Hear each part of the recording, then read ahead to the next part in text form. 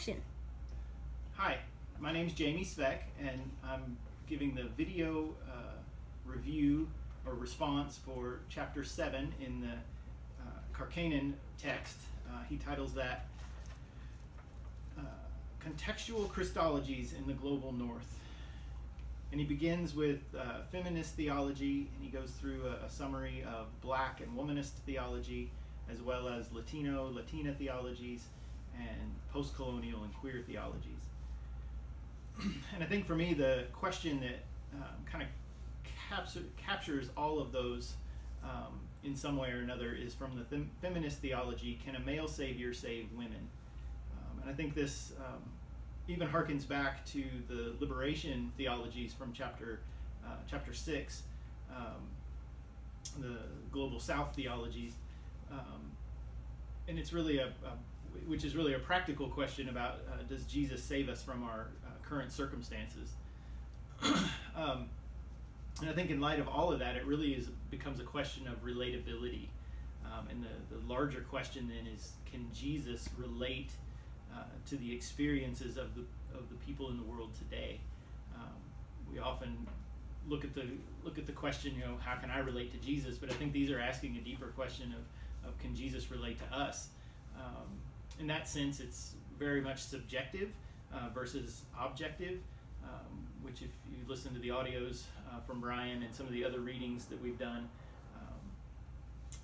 the subject of salvation is what seems to be mostly in view here.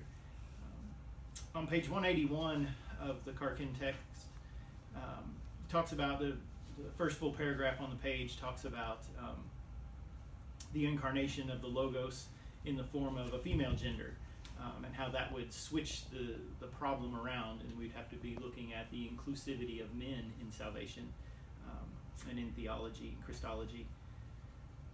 And he goes on to say that simply replacing the male-dominated talk with female-dominated talk would not really solve the problem. It would actually be a counterproductive exercise. And while I agree with that, that it would actually be more divisive, I do think there's value in asking the question, could a woman savior save men? Could a queer savior save men and women alike? In some respects, I think this idea of relatability with the Savior can actually help us pastorally when we think about the sort of the bumper sticker idea of hate the sin, love the sinner. And if we can see ourselves as being saved by someone that's different than us, I think it gives us the opportunity to sort of process our own discomfort potentially with people that are different than ourselves. And so I think that is how it relates to the church today. We often get ourselves in communities that are comfortable, and then we tend to be exclusive by doing that. And so I think these new theologies help us recognize that there are other perspectives, other contexts that are just as legitimate and are really just as much in need and is just deserving of a Savior. So while I don't think that Jesus was probably black, obviously Jesus wasn't a woman.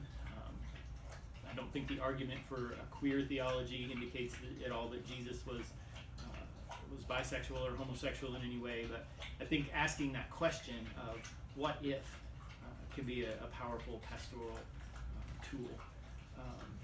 And so that's my takeaways from the chapter 7 in the Karkian text, and looking forward to hearing your comments. I'd like to give a shout out for my videographer, my 10-year-old daughter Jenny.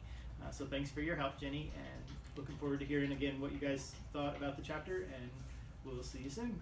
Thanks.